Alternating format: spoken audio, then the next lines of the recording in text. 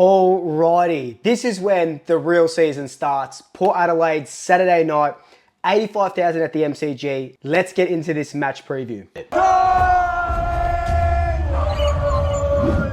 know it's hard, but we've got to put the GWS game out of our mind. I think it's an anomaly. At this point in time, it is an anomaly. If we dish the same thing up on Saturday, then we can start asking questions. Look, I don't want to make excuses. We just played shockingly, right? We played shockingly. I used the word pathetic. Maybe it wasn't as pathetic as it should have been. Maybe that was too strong of a word. But I only use that word because I know that Collingwood, what we dished up, that's not what we've been training for. That's not how we play. So I'm expecting just a full 180 against Port Adelaide this weekend. Before we get into this preview, we have a sponsor for the preview and review videos. This video could not be made possible without Swish. Now, Swish, if you don't know, you can get personalized videos from your favorite sports stars, but mainly your favorite Collingwood stars. I'm talking Pendlebury, Steele, Nick Dacos, Josh, Jack Crisp, right? So if you use the code SWOOP, you get 10% off. And if you got a birthday coming up, Mother's Day is coming up, is Josh Dacos your mum's favorite player? Get him to send her a happy birthday or a happy Mother's Day. I think it's absolutely incredible. So Swish, the link is down below. Follow that link, 10% off. Absolutely amazing. It's a pleasure to have them on board for season 2025. So last week against the Giants, there were a lot of learning that we can take out of that, and we'll only focus on the learnings. One, -20 to tackles is insane. That's not what we do, and Scott Pendlebury said it best. That's not what we do in a Craig McRae era of Collingwood. That's not what we will do going forward. Matthew Boyd's been in and around training. He's been brought back on. We know he was great at Fremantle for his defensive work. Great when we had him, back in 2018. He's been brought on to do the same sort of thing. At training, we're always practicing tackling. We're always practicing pressure. GWS just tore us open a little bit, but I can guarantee you that if we're not, if we're not +20, there'd be something wrong. I think we are going to win the tackle count now because now we've got a point to prove. Everyone's coming out, calling us soft, calling us old, calling us too slow.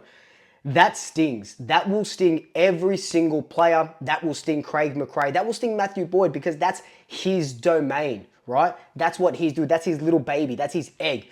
So if we're not coming out and at least going +10 or just matching it with Port Adelaide, I'm hoping for a 50+ tackle game. 60 would be absolutely incredible because we know that Port Adelaide like to run through the middle and we can't let them do what GWS did to us because GWS, as soon as they got it at the back, we did look slow. We did look disorganized. We weren't tackling. They were ripping through our tackles. So that's what I'm hoping for. That's one area that we can improve in. Another learning that we can take out of the GWS game is that we played stagnated footy. We didn't have that excitement. We didn't have that dash. We didn't have that dare. Now, that's got nothing to do with old or slow, blah, blah, blah, blah, blah. That's just got to do with probably the game plan. We tried to take that run away from the Giants and it didn't work, right? So I expect on Saturday to have more of that chaos ball. When I was at training this morning, every time during that match sim, every couple of seconds, it's chaos ball, run out of defense, run out of half back. So it'll be interesting to see how we get our tackle numbers up and how we bring back that daring excitement. That's what Collingwood is, 22, 23, a little bit of 24. That wasn't what it was to start 2025. So be prepared for, like I said, a full 180 in regards to that. Now, Port Adelaide, how are they looking? We only can go through their practice matches because, of course, opening round was only 2 games. So we can only go off their game against St Kilda. I'm not going to really look at the Adelaide game too much. The St Kilda game, they won by 40+ points. They keep St Kilda scoreless in the first quarter. Finlayson goes to half back. Miles Bergman has a good game. Rosie has an incredible game. Of course, he's going to have an incredible game. Willie Rioli kicks 3. Port Adelaide are dangerous, and I underestimated the Giants a lot. I'm not going to underestimate Port Adelaide going into this week. So yes, they don't have Charlie Dixon, and there's a couple, Radagalia's not there down back, but they bring in Lukosius, they bring in Joey Richards for his first game against his old club as well.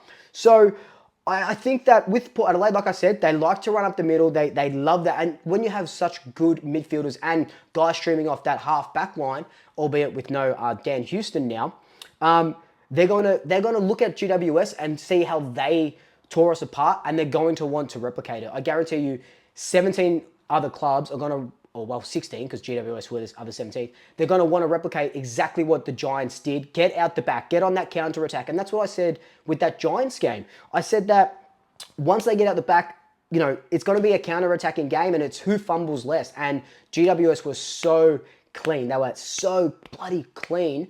I expect Port not to be as good as the Giants, but I expect Port to give us their absolute all.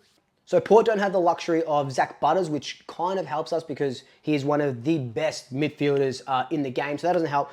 No Radaglia, no what's his name? Brandon Zerk-Thatcher as well to hold down that defensive line. But their shift to Finlayson down back, I think, was an absolute masterstroke. He finished with like 29 possessions. I think he had 7 intercept possessions. And alongside Aaliyah and Bergman, that we just can't repeat what we did against the Giants. Now, I believe that this game will be won and lost in our forward line. And let me tell you why. You're like, oh, because you need to keep more goals. No, that's not it at all. Last week against the Giants, we just kept bombing it into our forward line, right? Sam Taylor, intercept mark. Sam Taylor, intercept mark. Intercept mark. Intercept possession. Intercept, right? We just kept doing the same thing. All in all, Sam Taylor was our best in the forward line because he just kept marking the ball whenever we kicked it. A shame that he was wearing the Giants colours, right? But now you've got Aaliyah, Bergman, Finlayson now, who's a big boy, and he's fit into that halfback role really, really well. Those guys are going to want to intercept every single thing we can get. So what we need to do, and the addition of Dan Houston really helps us, is lowering our eyes and actually hitting targets in good positions. Look at the Richmond game. You have to bring up the Richmond game because we've only played the 2 games properly, right? With the Richmond game, we were getting it into positions, into goal-scoring positions where we could easily score, right? And that's why we kicked 20 goals won.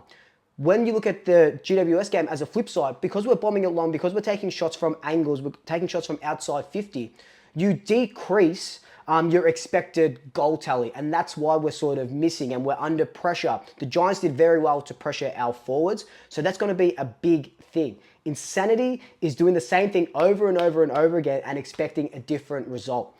If we're starting to bomb it long and Aaliyah and Finlayson and these guys are intercept marking, we won't win the game. Doesn't matter who we have down there. We could have Tony Lockett down there and it's not going to help us because we're just kicking it to their big men all the time. Lower the eyes, hit those smaller forwards if you have to. Another area that's going to be really interesting will be the half-back line. Now, we know Dan Houston comes in against his former club. We trained with Houston all throughout the summer. Not having him against the Giants did hinder us and did hurt us a little bit. But Houston alone isn't going to change the fortune of this team. He's going to be an amazing addition. He's the best half-back flanker on the planet. And we can say that because the NBA says they're world champions. So Houston is the best player in the world off that half-back flank.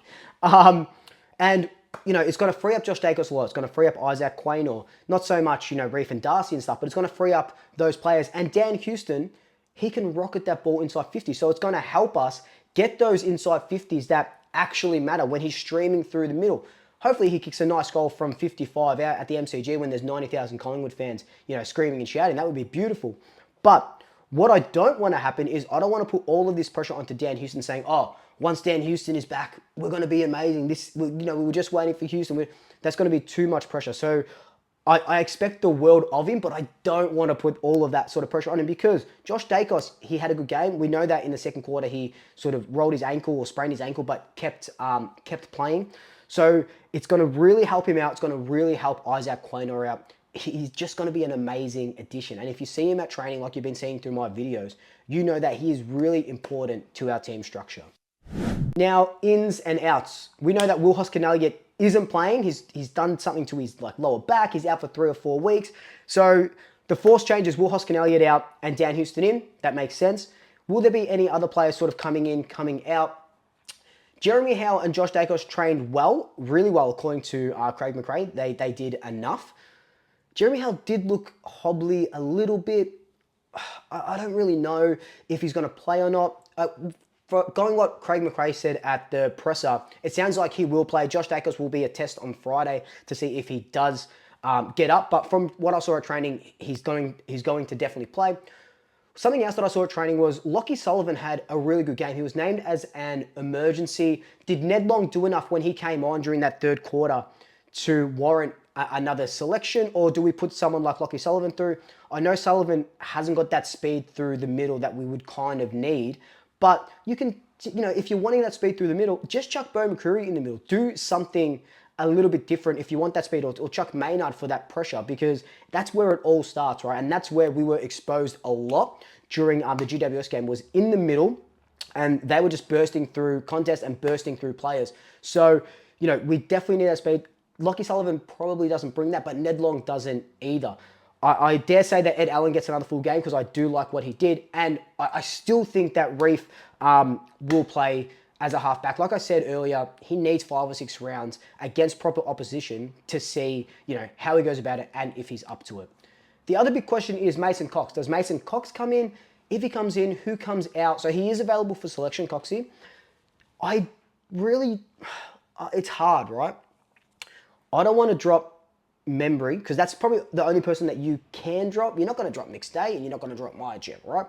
So the only swap I could see is Mason Cox in, Membry out. But I want to give those triple M's just a little bit more time to get that cohesiveness going. You got to remember that, like I said earlier, our balls inside 50, our kicking inside 50, we had more inside 50s, but the quality of them was shit house. So you can't expect these guys to kick 2 goals each if they're just the quality of their balls coming into inside 50 to them are just absolutely shocking. So hopefully Dan Houston and a bit fitter Josh Dacos, hopefully that ankle is nice and ready to go.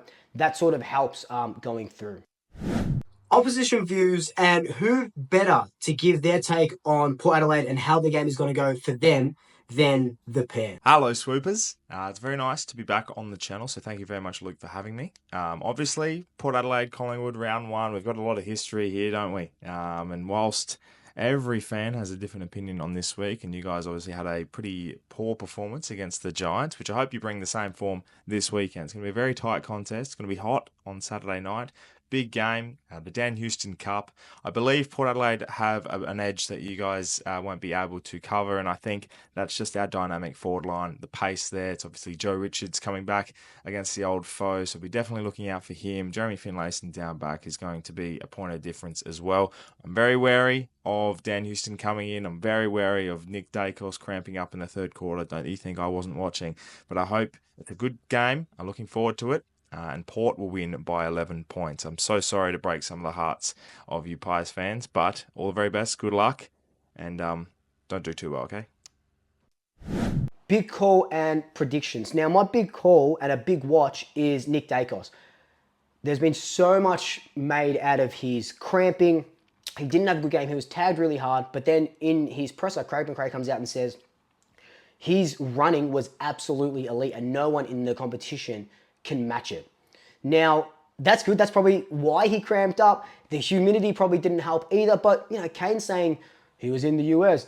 I've seen Nick Dacos from November training, and he hits every single contest at training like it's a grand final. He goes at 110%. There was just something up that day.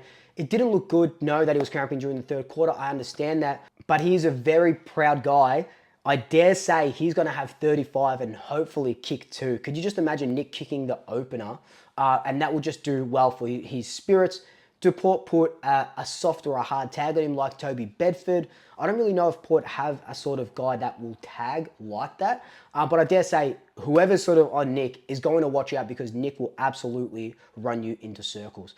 Now, my prediction, I went pretty hard at the GWS game. I said we're going to win by 30 plus points. It's going to be hot. It's going to be 39 degrees. Maybe not later on in the day, but it's going to be 39 degrees. I've got the Collingwood winning by 22 points. 22 points. And like I said, Nick Dacos 35 and 2 goals.